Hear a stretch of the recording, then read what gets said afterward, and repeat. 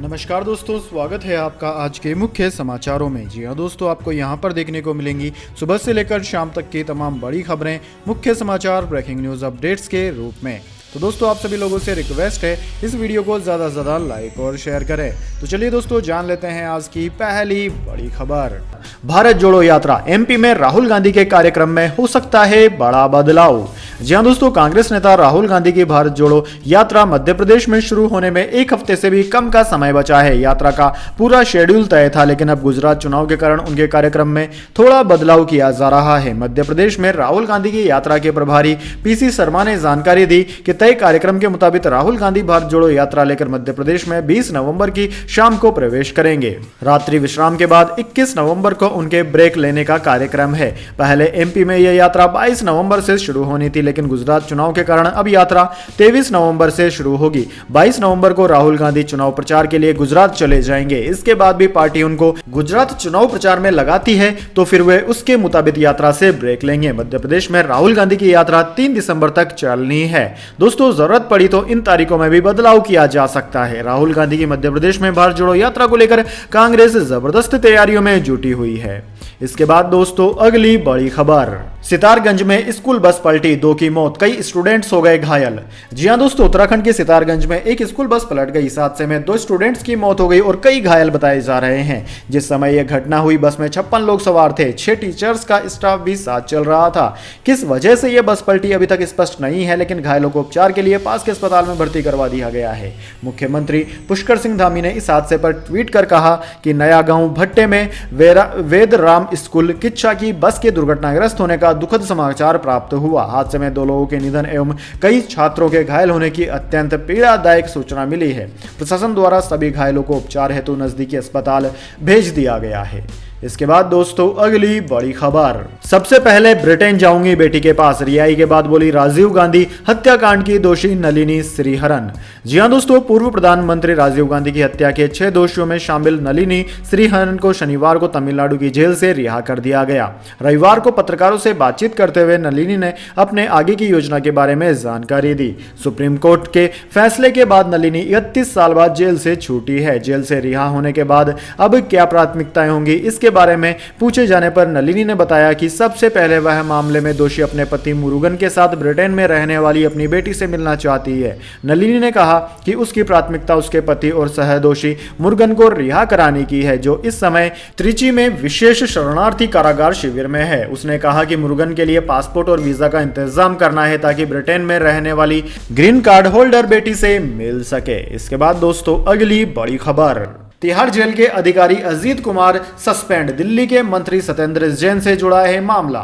जी हां दोस्तों, दिल्ली सरकार के मंत्री सत्येंद्र जैन को वीआईपी ट्रीटमेंट देने को लेकर तिहाड़ जेल नंबर 7 के जेल अधीक्षक अजीत कुमार दानिश को निलंबित कर दिया गया है। दिल्ली सरकार के कारागार विभाग ने कहा कि प्रथम दृष्टया यह पाया गया कि उन्होंने ऐसी अनियमितताएं की है जिनकी जांच की आवश्यकता है। सूत्रों के मुताबिक कैदी सत्येंद्र जैन को अनुचित और अवैध लाभ प्राप्त प्रदान करना पाया गया। बीजेपी सांसद परेश ने पिछले हफ्ते दिल्ली के मंत्री सत्येंद्र जैन को वीआईपी ट्रीटमेंट मिलने का आरोप लगाते हुए उन्हें तिहाड़ जेल से स्थानांतरित करने की मांग की थी। सत्येंद्र जैन मनी लॉन्ड्रिंग के आरोपों में मई में गिरफ्तारी के बाद से जेल में बंद हैं।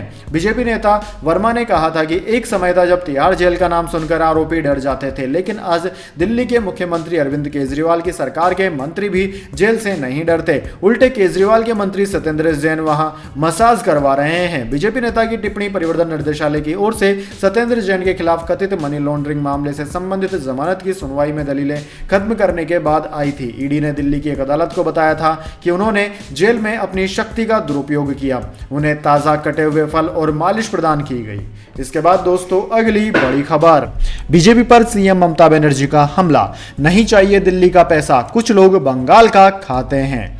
जी हां दोस्तों, पश्चिम बंगाल की सीएम ममता बनर्जी ने टीएमसी को बदनाम करने के लिए साजिश रचने का दावा किया। साथ ही उन्होंने उन्होंने बीजेपी नीति केंद्र सरकार पर हमला भी बोला। ममता बनर्जी ने सोमवार को कहा कि राज्य के विरुद्ध एक साजिश रची जा रही है जिसके तहत सत्तारूढ़ तृणमूल कांग्रेस को बदनाम किया जा रहा है। भ्रष्टाचार के मामले में पार्टी के वरिष्ठ नेताओं की गिरफ्तारी के बीच तृणमूल सुप्रीमो ने कहा कि जिन्होंने गलतियां की उन्हें गलतियां सुधारने का मौका दिया जाना चाहिए। ममता बनर्जी ने कहा कि कुछ लोग बंगाल में बैठकर खा रहे हैं और साजिश कर रहे हैं और दिल्ली को कह रहे हैं कि बंगाल को पैसा मत दो। मुझे दिल्ली का पैसा नहीं चाहिए। बंगाल अपने पैरों पर खड़ा होने में सक्षम है। हमारा स्वाभिमान हमारे लिए सबसे महत्वपूर्ण है। हम दिल्ली को इसे नहीं छीनने देंगे।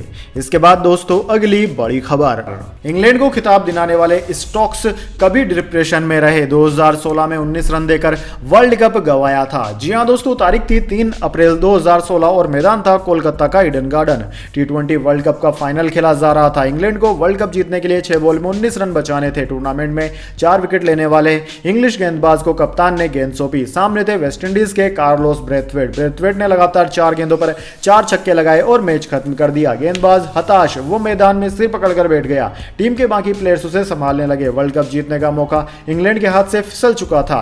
अब दोस्तों बात 6 साल बाद की है। तारीख है आज कल परसों की, यानी कि 13 नवंबर 2022 की, और मैदान मेलबर्न क्रिकेट ग्राउंड। मौका फिर T20 वर्ल्ड कप के फाइनल का था। 138 रन के टारगेट का पीछा करने में इंग्लैंड ने चौथे ही ओवर में 2 विकेट गंवा दिए। टूर्नामेंट में कुल 58 रन बनाने वाले बैटर को क्रीज पर भेजा गया। बैटर ने 49 गेंदों पर 52 रन की नॉट आउट पारी खेली और टीम को वर्ल्ड कप जिता दिया। दोस्तों बैट्समैन का नाम था बेन स्टोक्स, जिसने कि इंग्लैंड को 2 वर्ल्ड कप दिलाए हैं और वह इंग्लैंड के सर्वोत्तम महान खिलाड़ियों में शामिल हो गए हैं। इसके बाद दोस्तों अगली बड़ी खबर, अगले 20 सालों में रूस से बिगड़ेंगे रिलेशन, यूएस बनेगा भारत का खास दोस्त। अमेरिकी विदेश मंत्रालय के प्रवक्ता का इंटरव्यू। जी हां दोस्तों, दुनिया में विस्तारवादी चीन के बढ़ते खतरे को देखते हुए अमेरिका और भारत तेजी से नजदीक आ रहे हैं। आतंकवाद के मुद्दे पर अमेरिका ने भारत का खुलकर समर्थन करते हुए कहा कि इस मामले में वह भारत के साथ खड़ा है। पाकिस्तान के साथ संबंधों के बारे में अमेरिका का कहना है कि उसके पाक के साथ रिलेशन जरूर है, लेकिन वह भारत की तरह खास नहीं है। जी न्यूज से इस मुद्दे पर अमेरिकी विदेश मंत्रालय के प्रवक्ता जेड तरार से इंडोनेशिया के बाली में स्पेशल इंटरव्यू किया गया। बाली में 15 नवंबर से G20 का सम्मेलन होने वाला है, जिसमें भाग लेने के लिए प्रधानमंत्री नरेंद्र मोदी और अमेरिकी राष्ट्रपति जो बाइडेन समेत दुनिया के तमाम नेता पहुंच रहे हैं। दोस्तों अमेरिकी प्रवक्ता ने कहा कि भारत अमेरिका दोनों नजदीक आ रहे हैं। मुझे नहीं लगता कि अगले 10 से 20 सालों में रूस भारत का उस तरह से दोस्त रहेगा जिस तरह से अमेरिका है। चीन को रोकने के लिए भारत और अमेरिका क्वाड के जरिए मिलकर काम कर रहे हैं। इसके बाद दोस्तों अगली बड़ी खबर, अमेरिकी वीजा की लंबी वेटिंग, वेरिफिकेशन स्टांप लगाने के लिए 12 महीने का इंतजार। वियतनाम होकर यूएस लौट रहे भारतीय। जी हां दोस्तों, भारतीयों के लिए ड्रीम अमेरिका मुसीबतों का सबब बनता जा रहा है। वहां घूमने के इच्छुक लोगों के लिए टूरिस्ट वीजा के इंटरव्यू अपॉइंटमेंट की वेटिंग बढ़कर अब 30 महीने पार कर चुकी है। ये परेशानी तो जाने के लिए है। दूसरी ओर अमेरिका में वर्क वीजा लेकर गए भारतीयों के लिए अब घर लौटना भी मुश्किल भरा है। अगर कोई भारतीय अपने परिजन से मिलने के लिए बीच में भारत आ जाए तो अमेरिका लौटने के लिए उसे अपने वीजा पर वेरिफिकेशन की मोहर लगवानी पड़ती है। इस कारण अमेरिका लौटने की वेटिंग भी 12 महीने तक पहुंच चुकी है। जल्द स्टांप लगवाने के लिए भारतीय वियतनाम का रुख कर रहे हैं। इसके बाद दोस्तों अगली बड़ी खबर, ईरान में पहली बार हिजाब विरोधी प्रदर्शनकारी को होगी फांसी, शख्स पर दंगे भड़काने का आरोप। तेहरान कोर्ट ने सुनाया फैसला।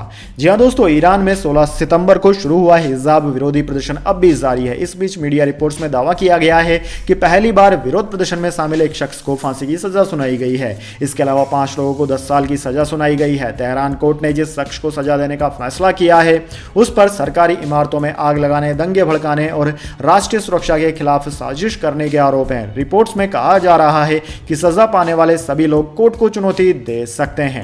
आंकड़ों के मुताबिक रविवार को प्रदर्शन में शामिल 3 प्रांतों के 750 से ज्यादा लोगों पर आरोप लगाए गए। इससे पहले सितंबर में प्रदर्शन शुरू होने के बाद से राजधानी तेहरान में 2000 से ज्यादा लोगों को आरोपित किया जा चुका है। इसके बाद दोस्तों अगली बड़ी खबर, अक्टूबर में घटी रिटेल महंगाई, सब्जियों और दालों के दाम कम होने से महंगाई दर घटकर 6.77% पर आई। सितंबर में 7.41% पर थी।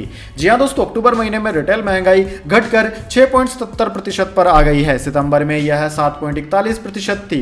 वहीं एक साल पहले यानी कि अक्टूबर 2021 में यह 4.48% पर थी। कंज्यूमर प्राइस इंडेक्स यानी कि CPI आधारित रिटेल महंगाई दर के आंकड़े सोमवार को जारी किए गए। लगातार 2 महीने बढ़ने के बाद सीपीआई में यह गिरावट देखने को मिली है। दोस्तों, महंगाई 3 महीने के निचले स्तर पर भी आ गई है। खाने पीने का सामान, खास तौर पर सब्जियों और दालों की कीमतों के घटने की वजह से महंगाई घटी है। अक्टूबर महीने में खाने पीने की चीजों की महंगाई दर सितंबर से 8.6% से घटकर 7.01% पर आ गई, जबकि सब्जियों की महंगाई सितंबर के 18.05% से घटकर 7.77% पर पहुंच गई है। इसके बाद दोस्तों, अगली बड़ी खबर, हम एमसीडी चुनाव में 230 सीट जीतेंगे, एनडीटीवी से बोले दिल्ली के डिप्टी सीएम मनीष सिसोदिया। जी हां दोस्तों, दिल्ली नगर निगम चुनाव नजदीक आते ही आम आदमी पार्टी और बीजेपी एक्शन मोड में दिखाई दे रही है। एमसीडी चुनावों को लेकर दिल्ली के डिप्टी सीएम मनीष सिसोदिया ने एनडीटीवी संग खास बातचीत करते हुए कहा कि हम इस बार 230 सीट जीतेंगे। केजरीवाल के काम से जनता प्रभावित होकर जब सीट देती है तो ऐसे ही देती है। दिल्ली के लोगों से कह रहा हूं, बीजेपी को भगाओ और दिल्ली को साफ करो। मनीष सिसोदिया ने कहा कि बीजेपी नगर निगम का मुख्य काम साफ सफाई और उसे ही वो भूल गई। गंद मचा रखा है और कूड़े के पहाड़ खड़े कर दिए हैं। वहीं महिलाओं को पुरुषों से ज्यादा टिकट मिलने पर उन्होंने कहा कि असल में हमारे यहाँ महिला कार्यकर्ता बड़ी संख्या में हैं, बहुत सी सीटों पर वो मजबूत हैं, तो जनरल सीट पर तो कोई भी खड़ा हो सकता है। वैसे ये तो अच्छी बात है कि इस बार हमने पुरुषों से ज्यादा महिलाओं को टिकट दिए।